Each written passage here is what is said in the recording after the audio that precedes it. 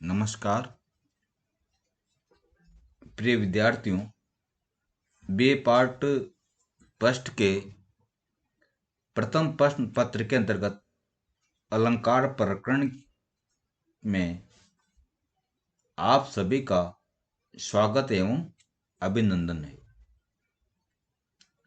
अलंकार शास्त्र के संदर्भ में विभिन्न आचार्यों ने कहा है कि काव्यगत सौंदर्य का परखने वाला शास्त्र अलंकार शास्त्र कहलाता है।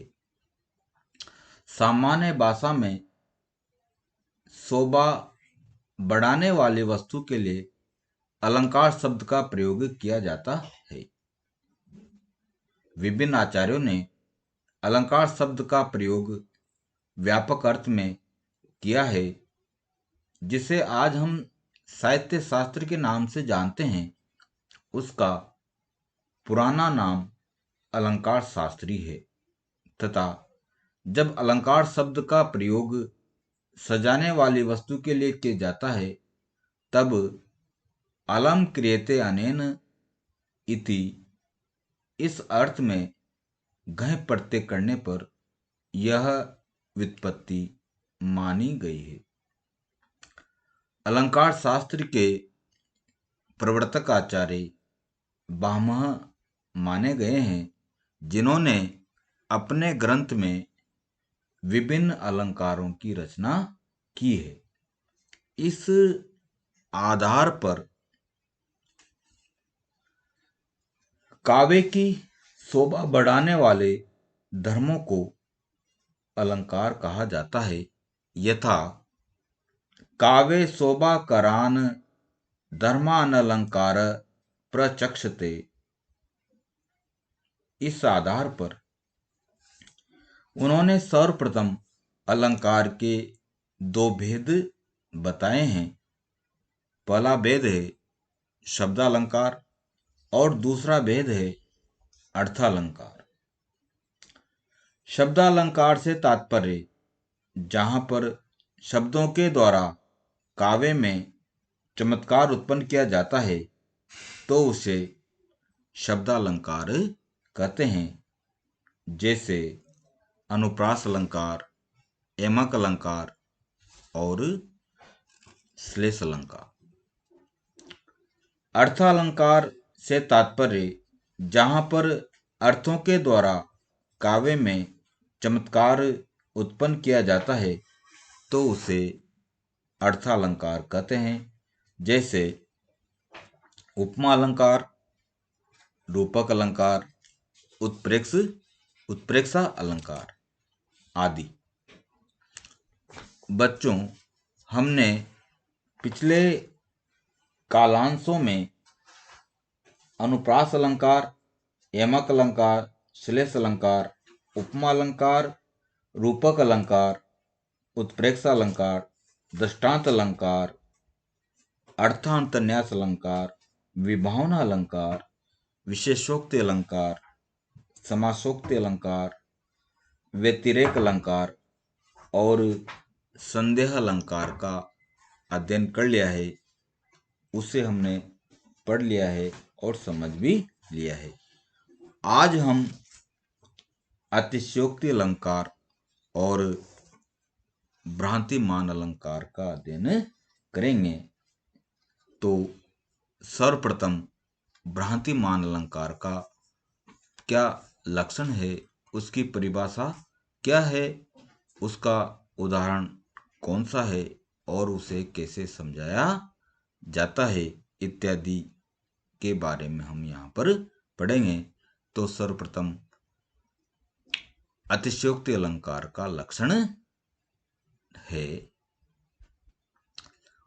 उपमानेन अंतर्निर्गणस्य उपमेयस्य यद अद्य अवसानम सायका। तो यहाँ पर कह रहे हैं कि उपमानेन, उपमान के द्वारा, उपमेय से, उपमेय का निर्गणम, निगरण या अभिभूत कर लेना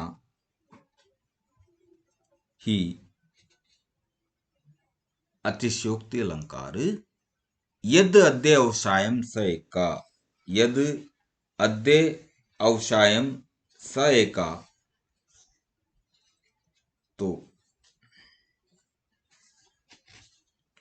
अद्य अवसायम का अर्थ होता है कल्पित भेद का निश्चय करना, तो वह अतिशयोक्ति अलंकार कहलाता है। तो फिर देख लीजिए, उपमानेना, जहां पर उपमान के द्वारा उपमेय से उपमेय का निगरणम, निगरण करके अद्य अवसायनम, काल्पनिक अभेद या काल्पनिक निश्चय किया जाता है, तो स एका, तो वह अन्य रूप से अतिशयोक्ति अलंकार कहलाता है। तो इसकी दूसरा लक्षण आचार्य मम्मट ने दिया है, वह है निर्गीणा अद्य अवसानम तु प्रकृतस्य परेण यत् प्रस्तुतस्य यद अन्यत्वम यद अर्थोक्तो च कल्पनम विज्ञेया सा, विज्ञेया अतिशयोक्ति सा। इसका अर्थ है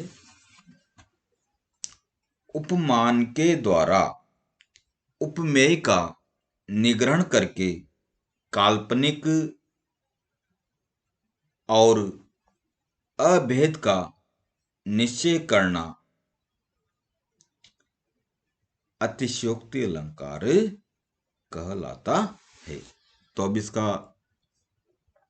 सामान्य अर्थ हो जाता है, इसकी परिभाषा हो जाती है, जहां पर उपमेय उपमान के द्वारा उपमेय का निग्रहण अथवा अभिभूत कर लिया जाता है, तो वहां अतिशयोक्ति अलंकार कहलाता है। अर्थात उपमेय की अपेक्षा उपमान के द्वारा लोक सीमा से बढ़कर तारीफ अथवा निंदा जहां की जाती है, तो वहां अतिशयोक्ति अलंकार कहलाता है। अब इसका उदाहरण देते हुए कहा है, कमलम अन अंबसी कमले च कुवले तानि कनकलतिकायाम सा च सुकुमार सुभगे इति उत्पात परंपरा केयम। तो यहाँ पर कह रहे हैं कि कोई नायक अपनी प्रिया को देखकर उसकी सखी से कह रहा है, क्या कह रहा है? कमल अन अंबसी,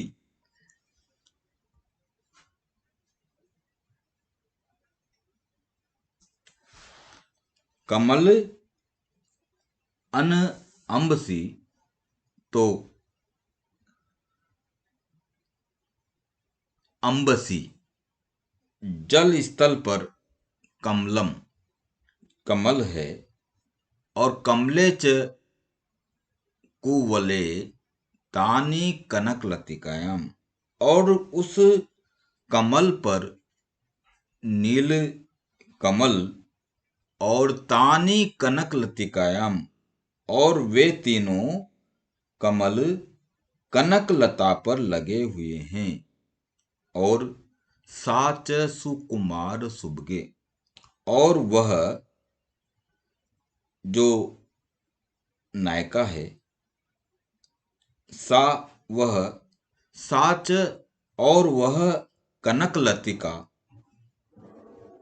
कोमल, सुकुमार का अर्थ होता है कोमल, सुभगे सुंदर है, केयम उत्पात परंपरा। तो वह कहता है कि यह कैसी उत्पात की परंपरा है। तो फिर देख लीजिए, कमलम अन अम्बसी, जल स्थल पर अम्बसी करते, जल में कमल है, और कमले च कुवले, और उस कमल पर नील कमल, और तानी कनक लतिकाएं, और वे तीनों कनक लता पर लगे हुए हैं।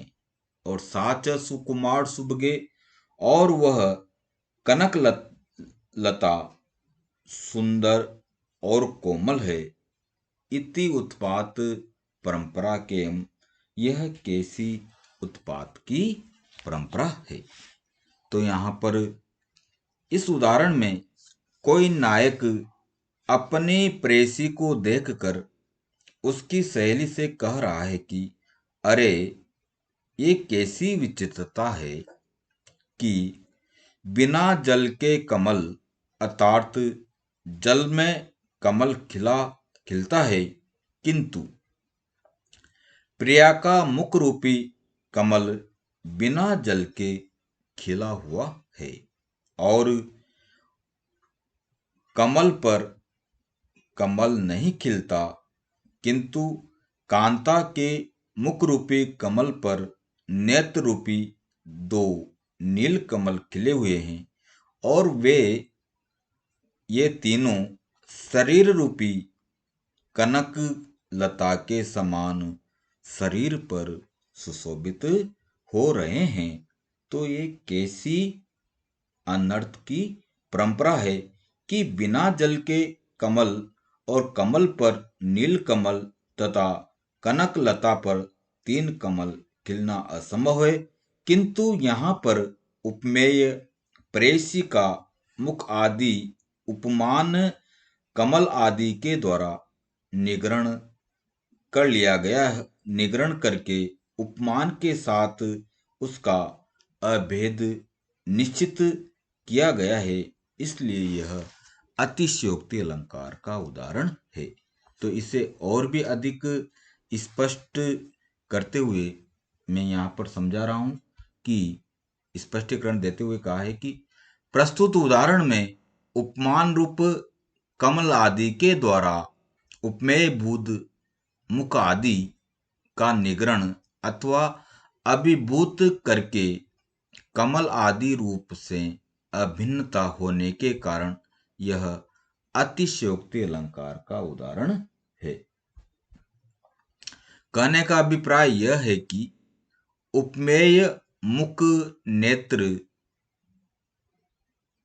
शरीर का उपमानों कमल, नीलकमल और स्वर्णलता के द्वारा निग्रहण कर लिया गया है, और उपमान के साथ ही इनकी एक रूपता निश्चित होने के कारण यह अतिशयोक्ति अलंकार का उदाहरण है।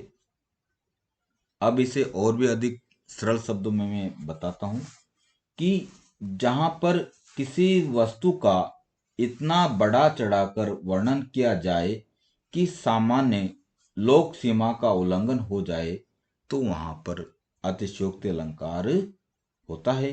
अर्थात जब किसी व्यक्ति या वस्तु का वर्णन करने में लोक समाज की सीमा या मर्यादा टूट जाए, तो वहां अतिशयोक्ति अलंकार होता है। जैसे हनुमान जी की पूंछ में आग लगने से पहले ही सारी लंका जलकर खाक हो गई और सभी राक्षस भाग खड़े हुए, जबकि यह बात बिल्कुल असंभव है।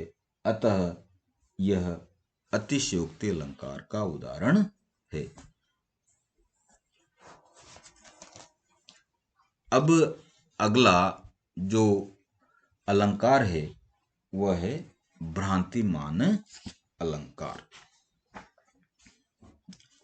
भ्रांतिमान अलंकार का लक्षण बताते हुए कहा है, साम्याद एतदस्मिन् तद बुद्धि भ्रांतिमान प्रतिभो उत्थित। तो करें प्रतिभो उत्थित, कवि प्रतिभा से उत्पन्न साम्यात समानता के कारण तस्मिन तद जो वह नहीं है, तद बुद्धि वह ज्ञान या भ्रम हो जाना ही भ्रांति मान अलंकार कहलाता है। तो फिर देख लीजिए, प्रतिभो उचित कवि प्रतिभा से उत्पन्न साम्याद समानता के कारण तस्मिन तद जो वह नहीं है, तद बुद्धि उसमें वह बुद्धि हो जाए, अर्थात वह ब्रह्म या ज्ञान हो जाए, तो वह भ्रांति मान अलंकार कहलाता है। अर्थात सादृश्य के कारण अन्य वस्तु की प्रतीति होना ही भ्रांति मान अलंकार कहलाता है। जब एक जैसी वस्तु, तो यहां पर दूसरा लक्षण आचार्य मम्मट ने अपने ग्रंथ में दिया है कि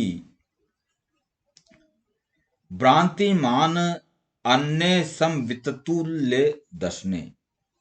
इसका अर्थ है भ्रांतिमान अन्य समवित तुल्य, जहां पर उसके समान वस्तु के देखने पर अन्य समवित अन्य वस्तु का भान या प्रतीति होती है, तो वह भ्रांतिमान अलंकार कहलाता है। तो अब इसकी सरल शब्दों में परिभाषा है, कवि प्रतिभा उत्पन्न समानता के कारण जो वह नहीं है, उसमें वह बुद्धि अर्थात ब्रह्म उत्पन्न हो जाना भ्रांतिमान अलंकार कहलाता है। अर्थात समानता या सादृश्य के कारण अन्य वस्तु की प्रतीति होना ही भ्रांतिमान अलंकार कहलाता है।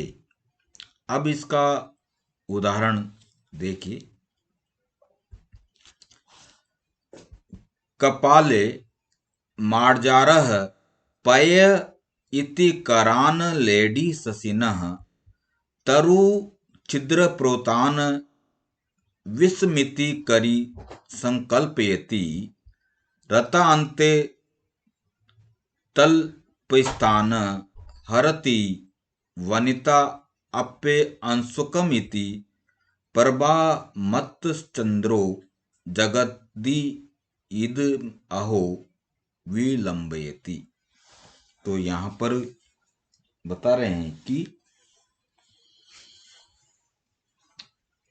मार्जार बिल्ली बिलाव, कपाले खप्पर पर खप्पर में, पये इति दूध, पये इति करते दूध इति करान ऐसा समझकर ससीना चंद्रमा की किरणों को लेडी चाट रहा है या चाट रही है, बिल्ली से थे। तो मार्जार बिल्ली कपाले कपाल या खप्पर में स्थित शशिना चंद्रमा की किरणों को पयेति करान लेडी चंद्रमा की किरणों को पयेति दूध ऐसा समझकर लेडी चाट रही है। दूसरा विशेषण है तरुष छिद्र प्रोतान विस्मिति करी संकल्पित। तो करें कि हाथी, करी करते हाथी, तरु छिद्र प्रोतान वृक्षों के छिद्रों से निकलने वाली किरणों को विषमिति विष तंतु या मृणाल दंड समझकर और ग्रहण कर रहा है या खा रहा है। तो करी करते हाथी, तरु छिद्र प्रोतान वृक्षों के छिद्रों से निकलने वाली किरणों को विषमिति मरणाल दंड या विष तंतु समझकर संकल्पयति संकल्पयति संकलयति ग्रहण कर रहा है। नेक्स्ट विशेषण है, अगला विशेषण है रतान्ते तल्प स्थानम हरति वनिता अपि अंशुकम इति। वनिता स्त्री या नारी, रतान्ते सूरत के अंत में, तल्प स्थान हरति पलंग पर पड़ी हुई किरणों को, अंशुकम श्वेत वस्त्र समझकर, हरति समेट रही है। तो करें कि वनिता स्त्री या नवयुवती रतान्ते तल्प स्थानम सूरत के अंत में पलंग पर पड़ी हुई किरणों को अंशुकम श्वेत वस्त्र समझकर समेट रही है। तो करें यहां प्रभा मत चंद्रो। इस प्रकार प्रभा मत, प्रभा से उन्मत्त, चंद्रो चंद्रमा, जगत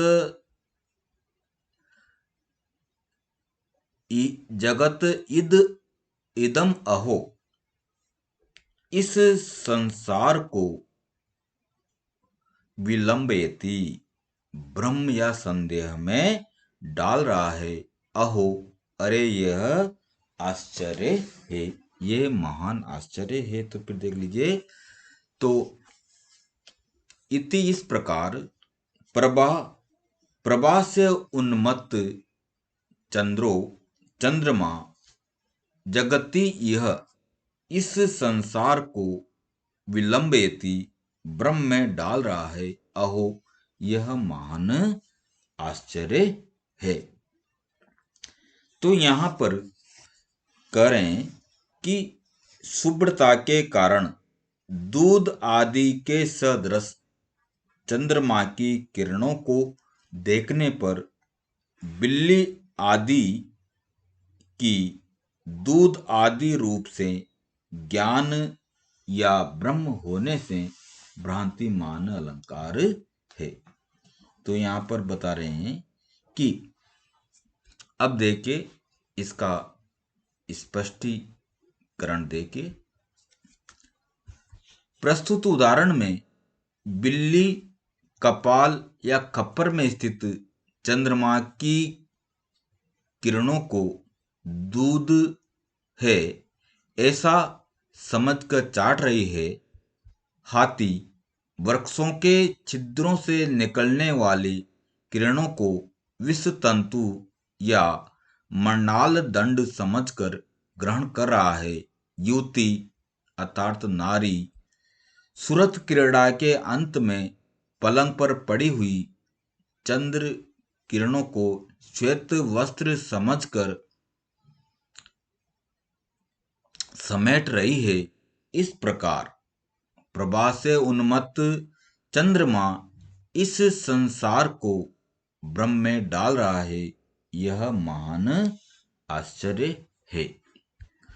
अतः यहाँ पर शुभ्रता के कारण अप्रस्तुत उपमान दुग्ध आदि के सदृश प्रस्तुत उपमेय चंद्रमा की किरणों को देखने पर मार्जार आदि की अप्रस्तुत दुग्ध आदि रूप से ज्ञान होने के कारण यह भ्रांतिमान अलंकार का उदाहरण है। सरल शब्दों में हम ये कह सकते हैं कि जब एक जैसी दिखाई देने के कारण एक वस्तु को दूसरी वस्तु मान लिया जाता है, अथवा समानता के कारण किसी दूसरी वस्तु का भ्रम होता है, तो वह भ्रांतिमान अलंकार कहलाता है। दूसरे शब्दों में यह भी कहा जा सकता है कि जहां उपमान और उपमेय दोनों को एक साथ देखने पर उपमान की निश्चयात्मक उपमान का निश्चयात्मक भ्रम हो जाए, अर्थात जहाँ एक वस्तु को देखने में दूसरी वस्तु का भ्रम उत्पन्न हो जाए, तो वहाँ भ्रांतिमान अलंकार कहलाता है। धन्यवाद।